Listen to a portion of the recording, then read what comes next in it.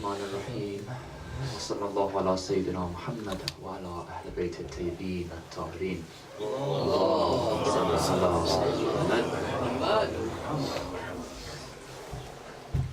Merciful Allah, spare me long enough so that I may complete my mission. In remembrance of his undying love and loyalty for his and our master Abu Abdullah Hussein, strengthen your love and loyalty with the salawat ala Muhammad wa ali Muhammad. Allahumma salli ala Muhammad wa ali Muhammad ajjal farajahum. The second in remembrance of his sister al-Masa'ib Zainab, salawat ala Muhammad wa ali Muhammad. Allahumma salli ala Muhammad wa ali Muhammad. And the third in allegiance and honor of our current Imam Sahib al-Asr wa Zaman, salawat ala Muhammad wa ali Muhammad. Allahumma salli ala Muhammad wa ali Muhammad.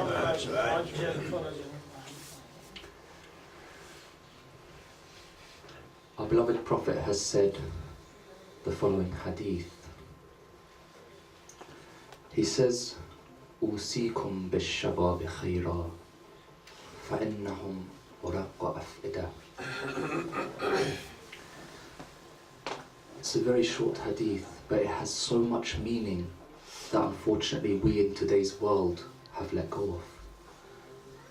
He says, put your concentration and your efforts on the youth, for surely their hearts are soft and delicate and warm. Before I continue, I'd like to first apologize in the presence of all you elders who have been and studied Islam and preached Islam longer than I've been alive. Again, if the reason I'm sitting here speaking today is purely because I've learnt from you elders. Now, in my previous speeches, I was lining up Tarbiyat Farzandan. But I was looking at it from a different point of view. I wasn't looking at it from a point of view of saying, clean your room, do your studies, don't say bad words. I wasn't looking at it from this point of view of discipline. I was looking at it from a totally different point of view. That a lot of the physicians and psychologists of today's world have realized that if you want your child to grow up following you and having the right mentality and being salem, in other words, not having any kind of disease later on in life, whether that be physically or mentally, then make sure that you have a stress-free environment. I spoke about the biopsychosocial model and how the biology of the human being is shaped and formed by the psychology of that human being and the social environment. And I gave some examples. I want to continue with some of those examples so that we can see that it not only affects children in the womb, but once they are born and as they grow. And it doesn't stop. Even in old age, you will see that there is a very strong link here. The first one is regarding an experiment to do with ladies. In Australia, they took 550 ladies who had lumps in their breast. Now, before knowing whether this lump was cancerous or not, they did the operation to remove the lump and so on, and then after the operation they spoke with these ladies. They did a psychology test on them, they spoke with them, and they asked them whether these ladies had had a stressful encounter before the onset of this lump. Now, those women who replied, no, we haven't seen any stress in our life, we've been stress-free, they found that 0 of these women, the lump turned to cancer. So in other words, this lump was not cancerous for those women who didn't see any stress.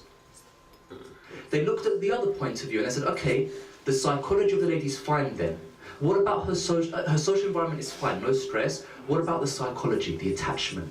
So they asked her, were you isolated when finding out that you had such a disease?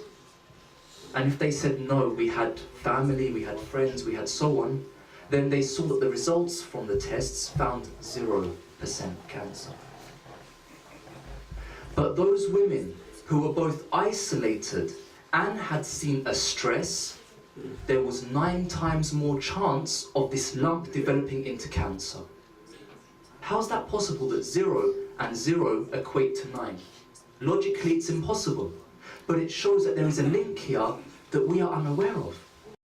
That if somebody is stressed, they need to be able to have an attachment to release that stress. Alhamdulillah, today we have the Ahlul Bayt alayhim as-salam, that we can always attach back to them. We have Muharram, that we come here, we cry, we release stresses and so on. Or the opposite, that at least if a person doesn't have anyone they can attach to, at least they shouldn't see stress or hold stress in them, because it has a very bad effect on their biology. Let's go older than these women. They did a study on old people, and they saw that when one old person developed a disease that they were admitted to hospital, the partner of the old person very quickly became ill. How is that possible? This person's ill, why have you become ill? This person's been admitted to hospital.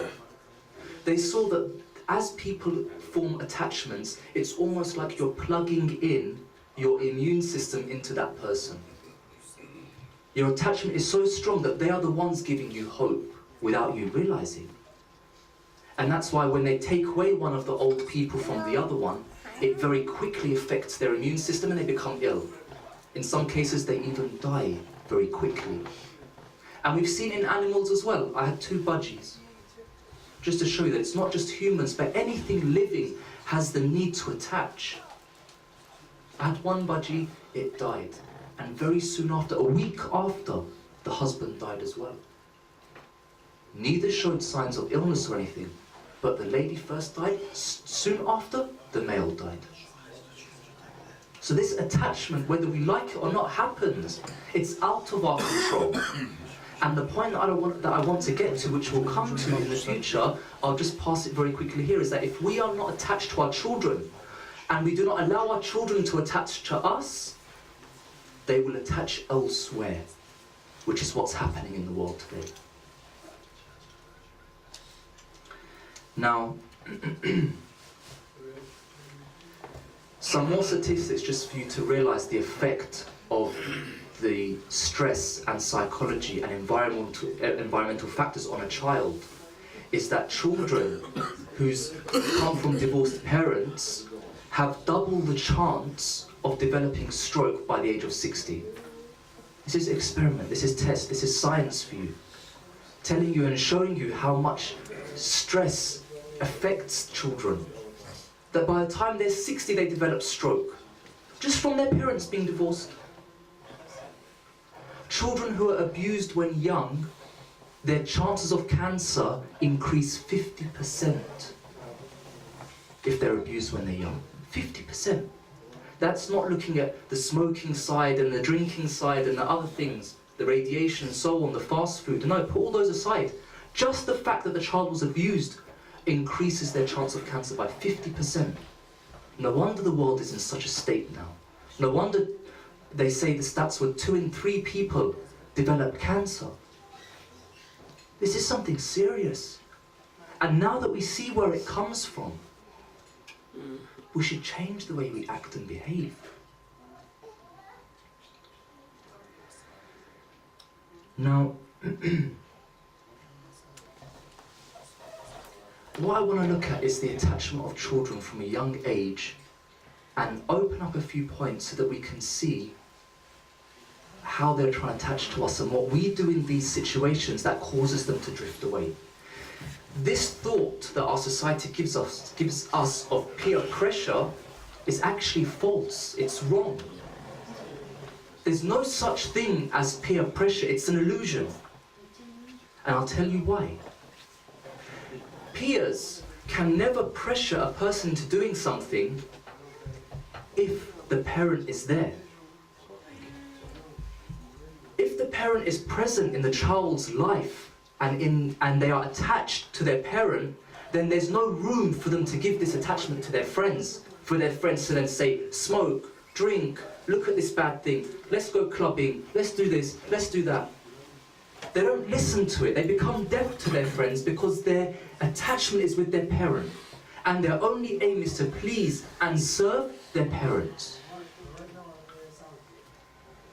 By the age of 2 years old, we see that a lot of children develop talking, pick up words here and there, and a lot of the time they pick up the same words or they mirror the same words that we often say to them. So when we say to them, I love you, I love you, I love you so many times, all of a sudden you'll see them, when they're happy and they've been playing with you, they'll come up to you and say, I love you, without even realizing what they're saying. Now the important part here is that when we talk to children, the important part is the energy we are giving to them and the way in which we are saying it. In other words, if I turn to Agha Sadani and say, not even looking at him, Agha Sadani, I love you. Does this mean anything? Does he feel anything? No. But if I say, Agha Sadani, it has a difference. You can see automatically that the person turns and looks at you. There's eye contact. There's a release of oxytocin in the mind which helps development. So these children, they say to parents, be careful not so much what you say to your child. So don't be so picky about the words that, oh, I have to use poetry so my child understands my love. No. Just be wary of the way you show them it. Look at them, talk to them. A lot of the time children come home and they're so excited to tell their mum and dad what they've learned, and we're too busy washing or cooking or doing our work in the office. And we don't even look at them. We're just like, Bale Baba John, no, we have to look at them, acknowledge them. Now, they say that by the age of 3 years old, these children, what they want to do is to belong. So as they've been learning vocabulary, they start to learn the word mummy and daddy and so on. But then instead of just saying mummy, daddy, they say my mummy, my daddy. In other words, this is the child telling us that I want to belong to you, I want to attach to you. It's my mummy, it's my daddy. And what they often do is they also want to show you by wearing your clothes. You see children often go and they put your shoes on. We've seen this a lot, but we don't realize why. Why does, for instance, a child go and pick up its dad's shoes and put them on and walk around in its dad's shoes or in its mum's shoes or put its mum's rusari on? Because it wants to show, Mum, I want to be like you. I want to follow you. And what do we often see parents do? Put it down. Don't touch it. It's dirty. Go put it back in its place. Let's just freeze for a moment and look at the psychology of the child in that moment. In that moment, they've put on your shoes and they're coming up to you to show you, and instead of you turning to them and saying, oh, how beautiful, well done. Instead of making them realize that they can attach to you and that they're important to you, we turn around and we tell them off. Imagine how heartbroken they are. Now listen to the Prophet's words. فَإِنَّهُمْ أُرَقُّ أَفْئِدَةٍ. Their hearts are soft, delicate, that even by a word or a stern look in such a condition can put them off, can throw them back, can make them feel like they're not loved by you. This attachment is so delicate. And we'll see that it's the lack of this attachment that causes them to stray, that causes them to follow other people, that causes them to disobey us. And not only us, but the prophets and the imams. By the age of 6 years old or so, we see that they then like to come and work from the inside out, which means that what they have in here and in here, they have developed the words enough, the vocabulary enough to be able to express it to their parents. They come home and they say, Mummy, I love you. Mummy, this happened. Daddy, this happened.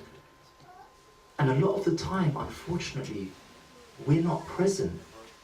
Yes, we're there in a body form. Jasman, we are there. But in terms of the emotion and the attention, we're not there. We're not present. We're too busy in our own lives. And this is the child trying to attach. This is a child trying to show you that I still look up to you. I value you. I want to tell you my secrets. I want to tell you my problems. And when we don't listen, who do they go and tell their problems to? Those same friends that tell them, here, have a cigarette, it's okay. Let's go drinking, it's fine. You'll forget your problems. What I also want to point out is that how many 4 or 5-year-olds or 6-year-olds do we see in today's world come home and actually use the words, I love you, mummy? How many actually come and sit in their mother's lap and put their head on the thigh? Or go to their dad and hug their dad? Dad, I missed you. How many people see this? We don't see it at all. Because by then, by 6 years old, by 7 years old, we've already broken that attachment. They've attached it elsewhere. There's so much that I need to say regarding this and to point out things, but already I've passed 15 minutes, I don't want to make it too long. So inshallah, I'll save the rest for tomorrow and Saturday and Sunday. Now,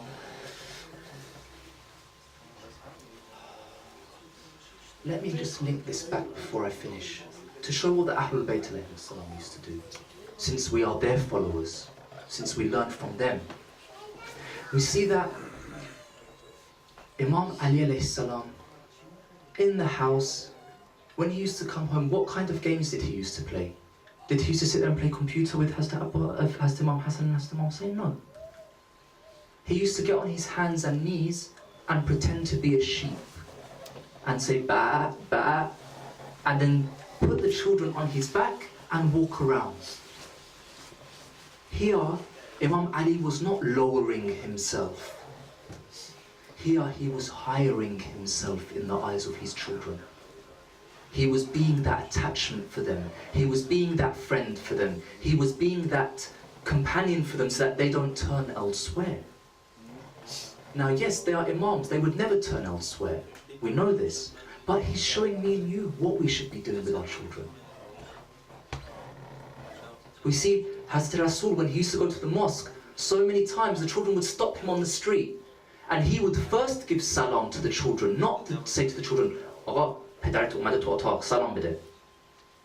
No. The Prophet would first give salam to the children so that they would see that this person, he loves me. Okay, let me get closer to him. Let me attach to him. He's showing me good manners. Let me show him also good manners. This is very important. Now, one of the best people, one of the best role models I myself feel is Hazrat Abbas alayhi salam. Hazrat Abbas, imagine if you're born into a family from another mother and you already have brothers and sisters that you've constantly heard everyone saying that these are the Prophet's family. Automatically that child would start feeling insecure, would start feeling less than these. From a young age, his mother is telling him, you are a slave of Hussein. Hussein is your master. Don't let a day come or a moment come where you do not serve Hussein. Imagine today's world, how the children would fight that and oppose that and say, no, I'm better, why should I serve him? Who's he? Look at the upbringing of Abbas, that his whole life he would turn to Hussein and say, my master, Sayyidi, Mawlai.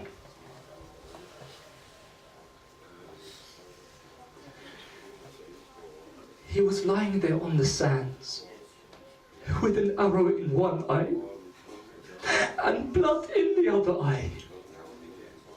And he hears some footsteps coming.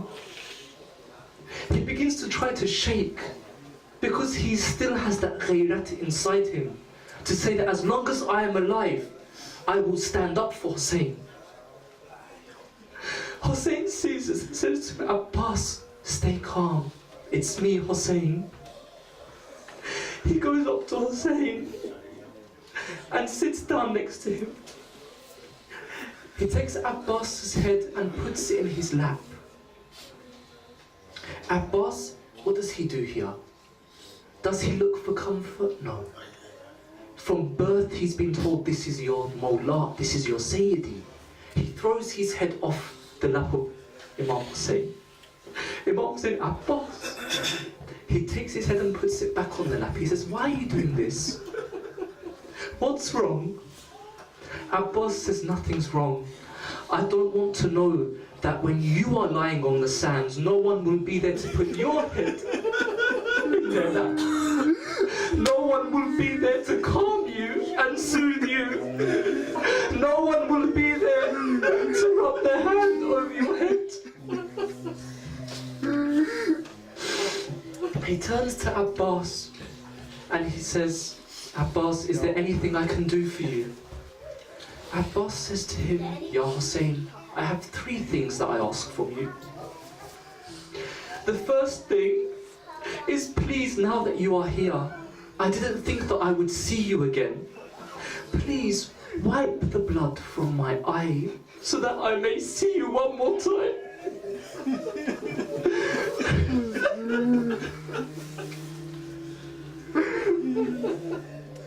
The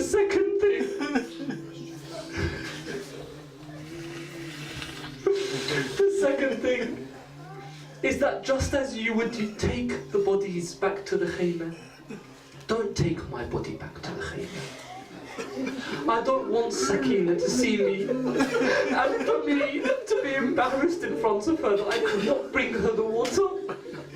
I don't want to be able to hear the cries of the children because this will burn and kill me. And my third wish is that not only don't take me back, but don't allow anyone to come and see me. Because I know that just as I am your back, I am also their back. If they were to see me like this on the floor, they would lose hope.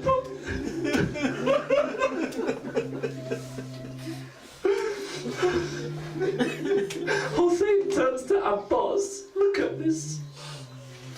He turns to Abbas and he says, Abbas, you've been there all my life. Let me ask one thing from you. You've asked 3. Let me ask one thing from you, Abbas. Just once in your life. Just once.